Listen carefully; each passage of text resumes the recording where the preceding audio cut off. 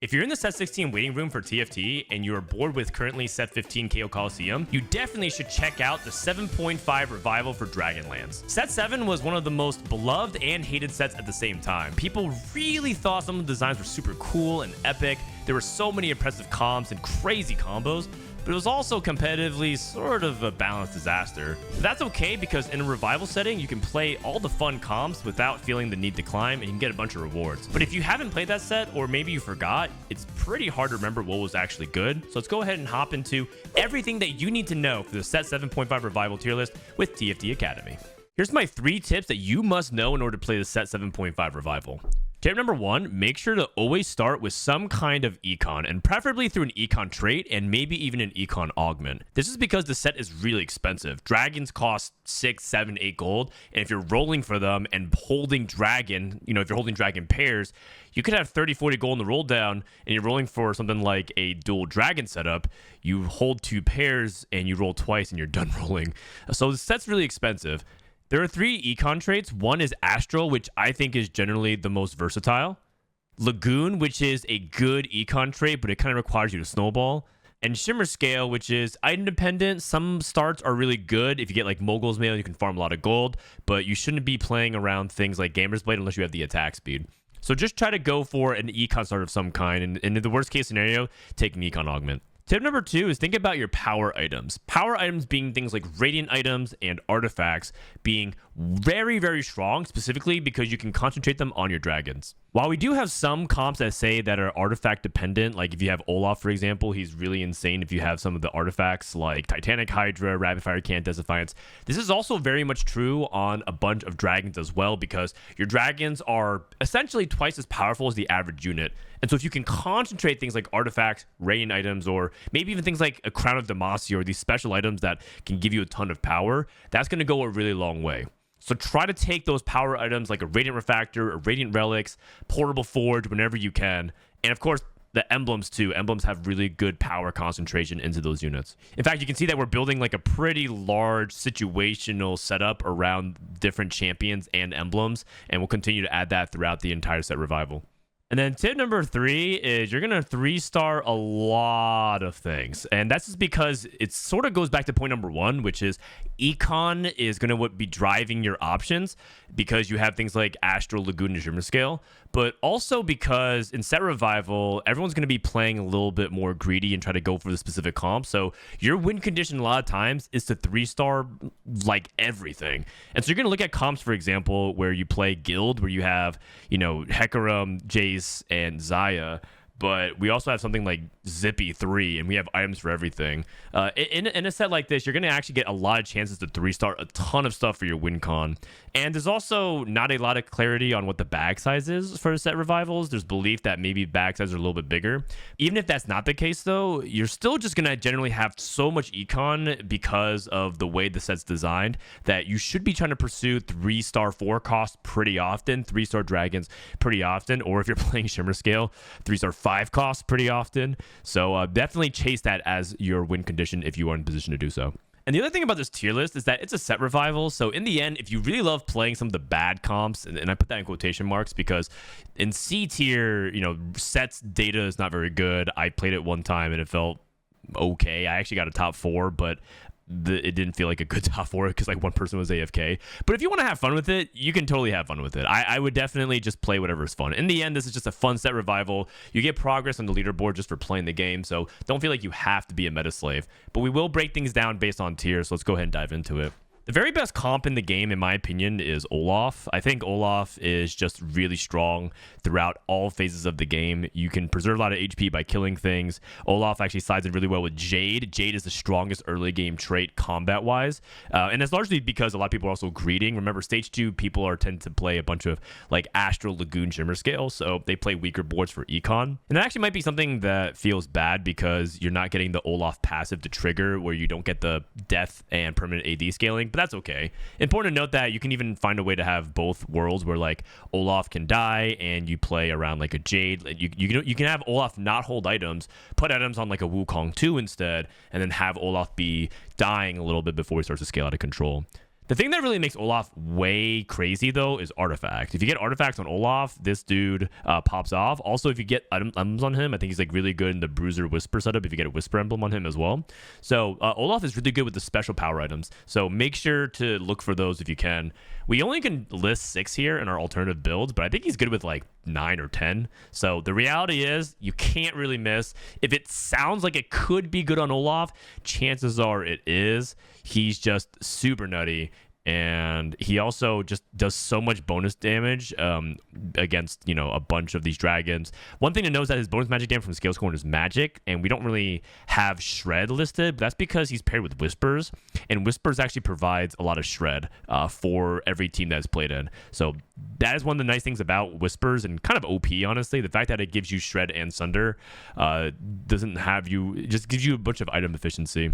Diana's often his duo carry in ScaleScorn, but if you're playing Bruisers, you can just play like Soy'Fen. There's also other variations of Olaf that play around Warriors, and also there's like an Assassin Olaf variation that you can play.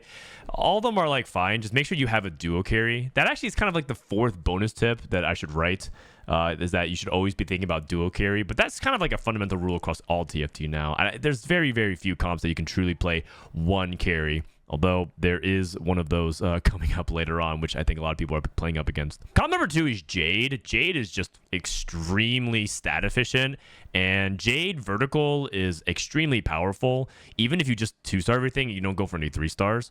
The main star of this composition is Xiaoyu, but in reality, the superstar of this composition, in my opinion, is Gnar. I think Gnar is just extremely overtuned, and he becomes really hard to kill. This is largely due to some of the item reworks. When we first played 7.5, in fact, all 3 of these items were considerably different. Bloodthirster didn't give that many stats. It just gave you that shield and Omnivamp, and now it gives you a bunch of combat stats, which is huge for Jade, especially because you have combination with Rageblade, which is guaranteed attack speed scaling, and then Titan's Resolve, which gives damage amp now. And that actually works double benefit for things like Xiaoyu and Gnar. One augment that's extremely overpowered is just the first aid kit whenever you're playing Jade, because it just increases like all the value of the Jade healing, which is ridiculous. And there's just so many good combat augments for Jade. Like Eternal Protection is good, Keepers is good, Climb the Ladder is good. Makeshift Armor actually works on your statues. So it's just there's just like a lot of obnoxious things about Jade that's really difficult. Not to mention that you also can build a bunch of HP lead with Soraka if you find Soraka. So you naturally have good average placement as well. So just play around Gnar and Xiaoyu. Very, very OP. Pretty simple. Make sure that you position Xiaoyu to wrap on the enemy carry. And another thing about Xiaoyu is that the items are actually pretty flexible. You can actually play Hodge. You can play Giant Slayer. You can go Edge of Night. I've seen Deathblade Xiaoyu because you get a bunch of healing and sustain from Jade anyways. But, you know, these are just generally what you can build. Because they use similar items, another augment that might be good is like another one, because you can just build 2 of the same thing. You can go double Titans Gnar early game. Totally fine. Another composition that features Xiaoyu and Gnar, but kind of goes into another variation, is to play Soy'Fen Xiaoyu. This composition looks kind of funny because you're just playing like 5 units, but yeah, that's pretty much what dragons are. Set 7 in a nutshell is just, you know, play 2 dragons and then splash and support traits. The hard part about this composition, that's pretty expensive, so you sort of need to play around either a huge win streak or econ augment, or find like a econ trait like Astral. But I think this is best played from ahead. So if you play like a lose streak econ, it's not as good. Slight misposition here. Jay should be touching the statue. We have to fix that because Jay starts off as 3 range and he jumps in. But same concept, just Xiaoyu and Gnar, really, really strong. Soy'Fen is also really good duo with Xiaoyu. They have pretty good synergy with kind of get to the back line. Soy'Fen is really versatile with items as well, so you can prioritize Xiaoyu if you hit Xiaoyu first, or if you hit Soy'Fen first, so on and so forth.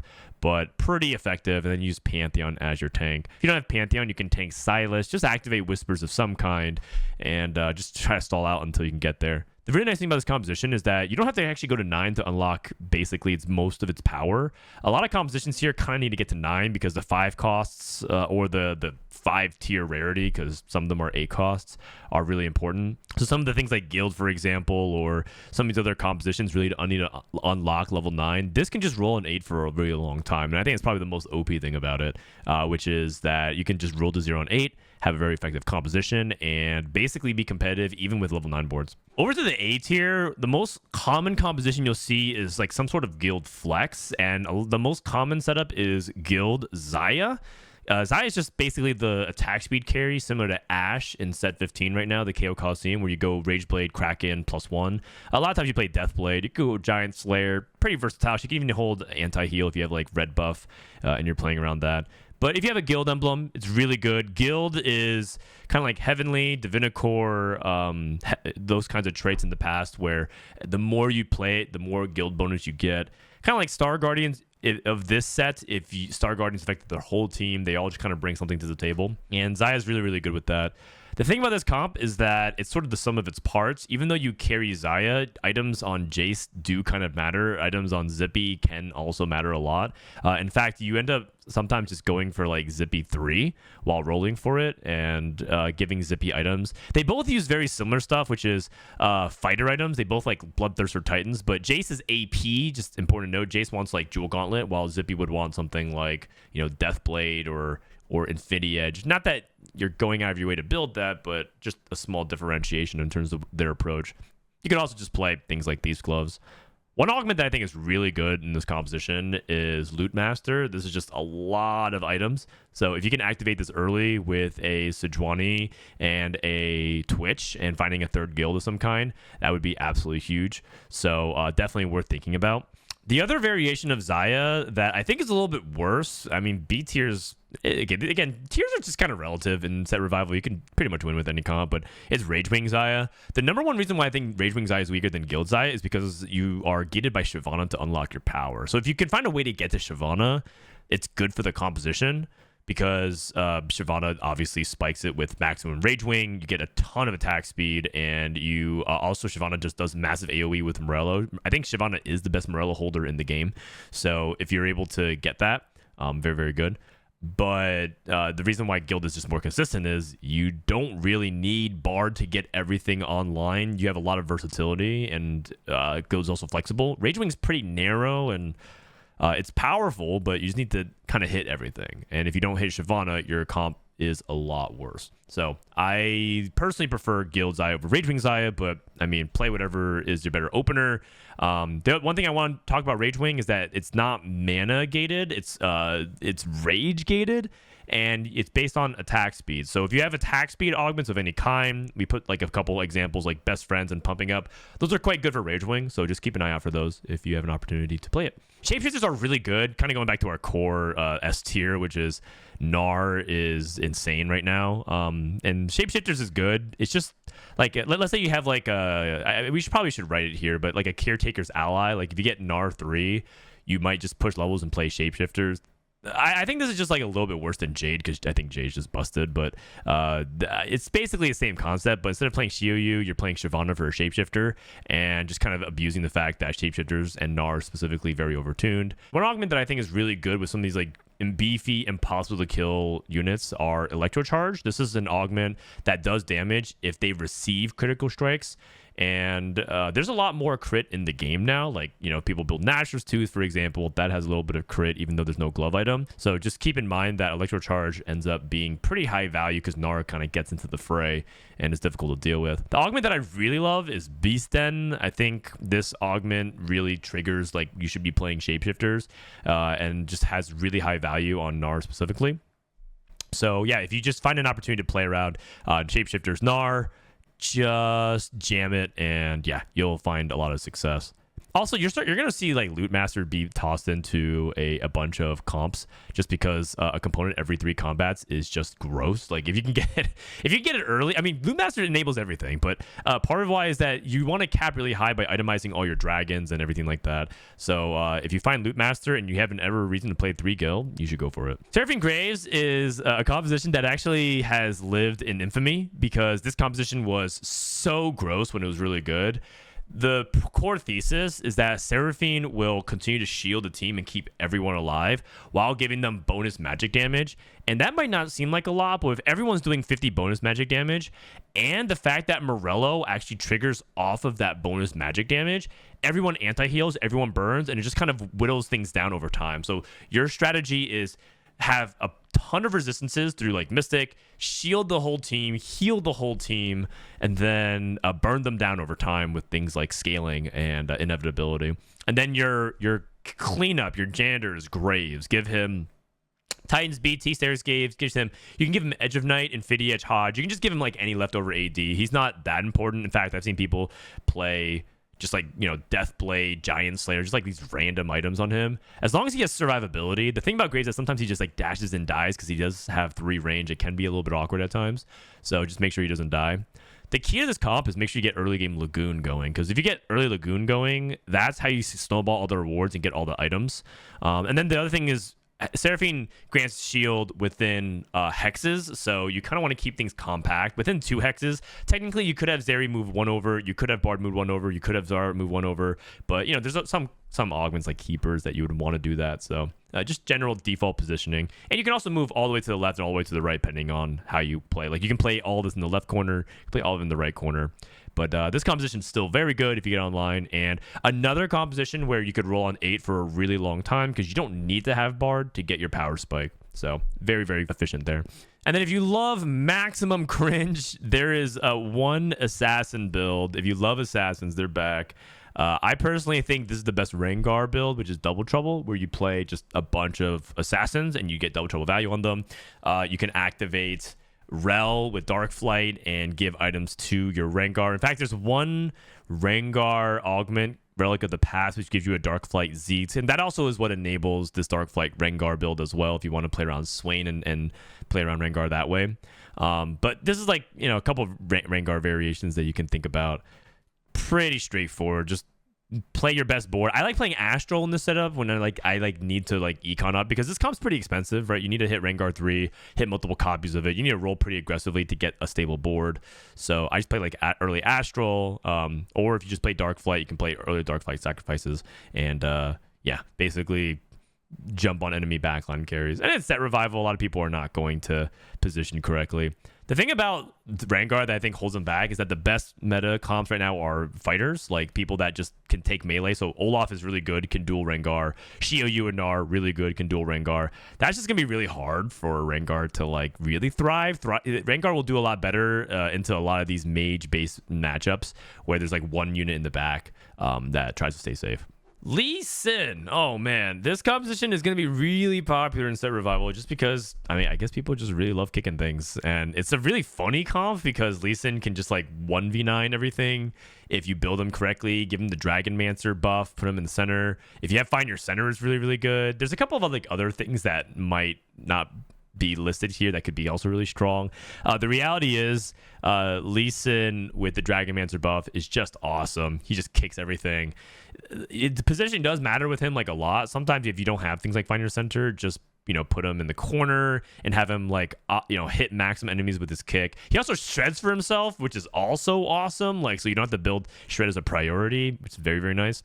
So Lee Sin is just really, really powerful. But I will say that I think the stats indicate that Tempest Lee Sin is better. So if you want to be sort of edgy, be like, oh yeah, like I want to actually play the best version of Lee Sin, I think Tempest is better, but you kind of need to hit like the maximum Tempest. So I suggest trying it if you have Tempest Emblem and not necessarily just like, oh, I want to play Tempest. It also kind of requires you to hit Aoshin. So what might actually be the reality is you play Dragon Mancer and then you transition over to Tempest as time goes on, because you still play, 4 Dragon Mancer. Right now, the reason why we only have 3 is because we're playing the level 8 version of the board.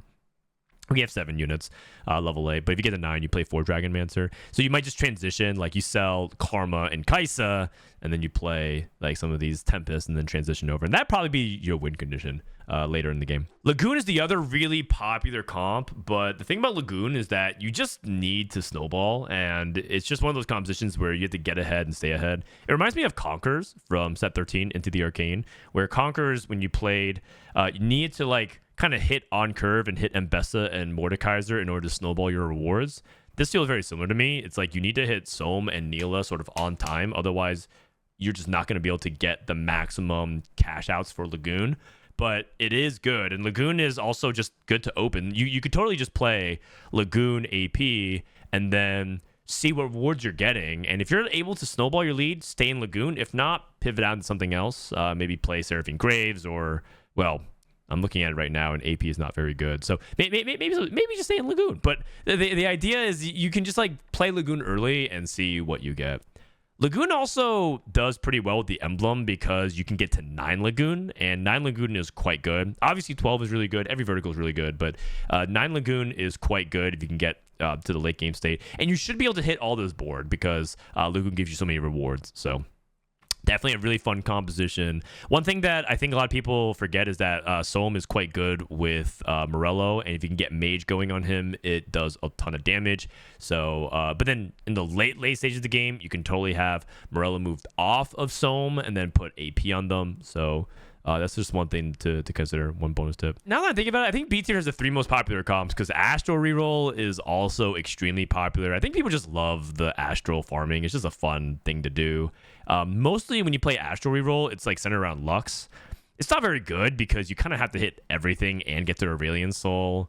And the true power of it is if you can get Mage on Aurelion Soul. So Mage A Soul cast twice and then you delete everything. So kind of an epic power fantasy, but you're probably not going to get to it pretty fast. Kind of runs the same problem as like Crew, I think, from the current set in 15.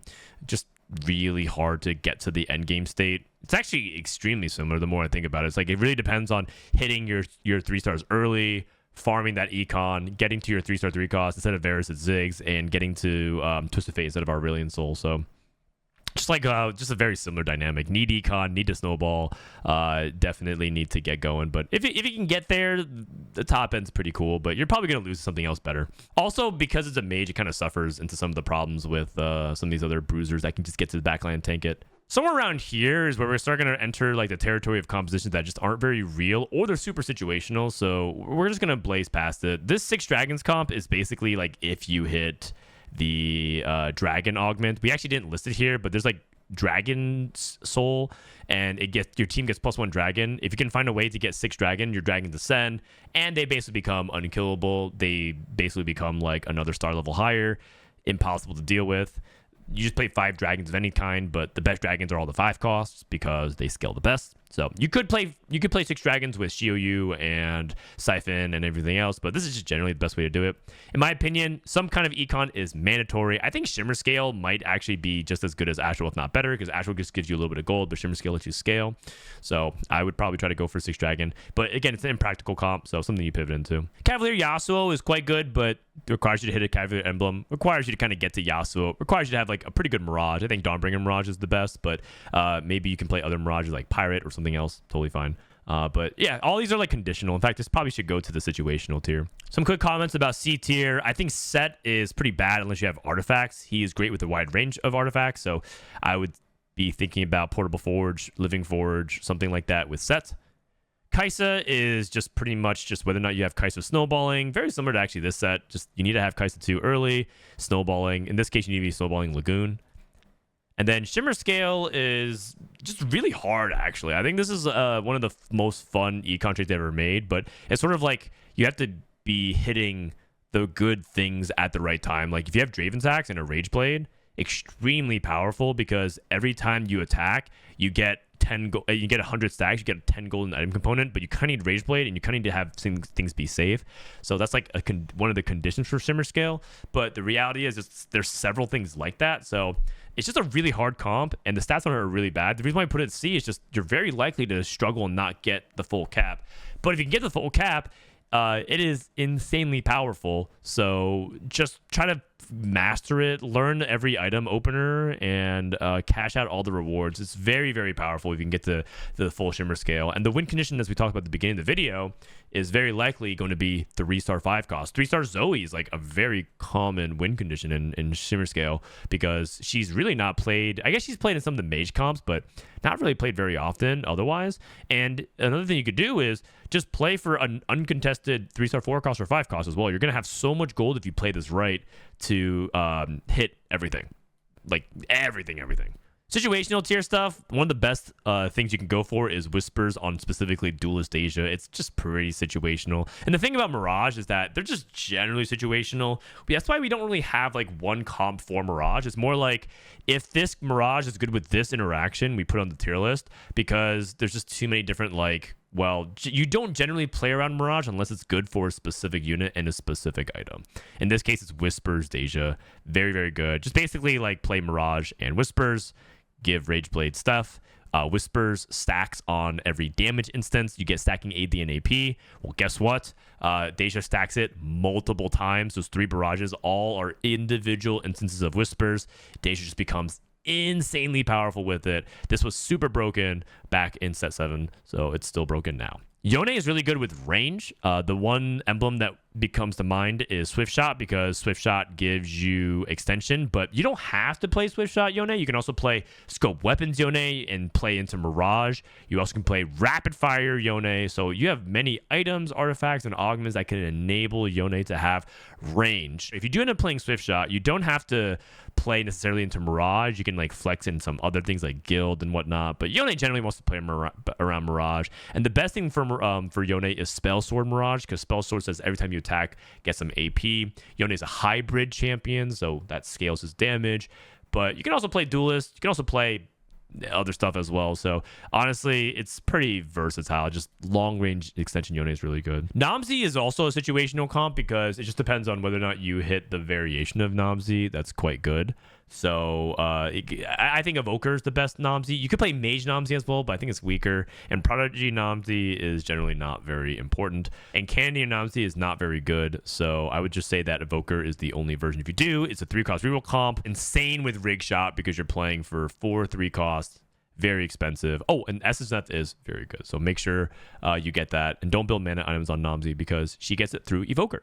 If you have Build Different, this is the Build Different comp. Neela is really good. Graves is really good. You play AD fighters. Don't play dragons.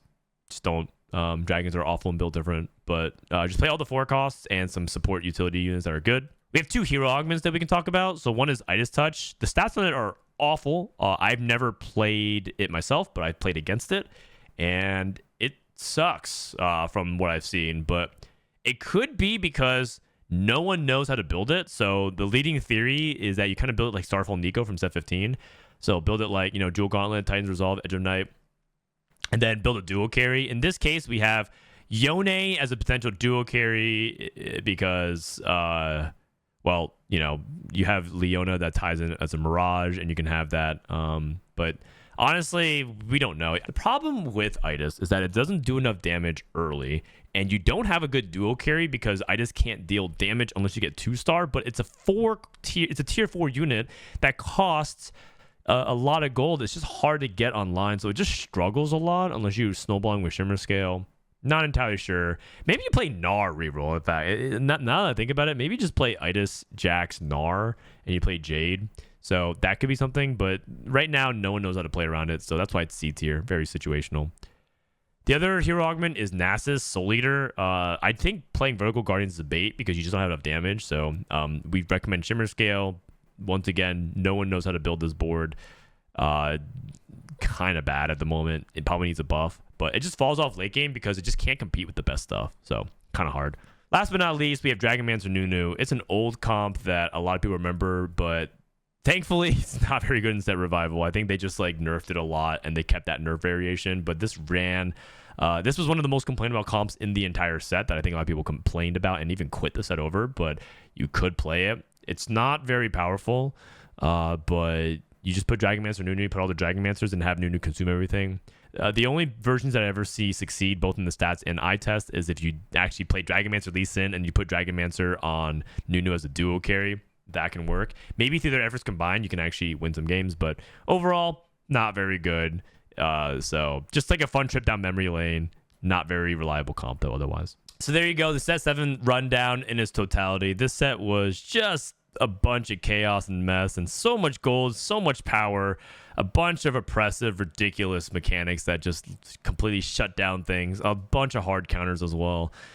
Some good memories, but also maybe it activates a lot of that PTSD that we were talking about. So enjoy. We're gonna add more comps as it goes on, but they don't really update set revival as aggressively. So for the most part, it's probably our only video on set 7.5. But enjoy it. Most importantly, just have fun. It's just a fun thing to play while we're waiting for set 16 in between the end of 15. So enjoy. Let me know what you guys think. If you have any other texts or comps or questions, go ahead and leave them. Other than that, I'll see you guys next time and enjoy the set revival. Peace.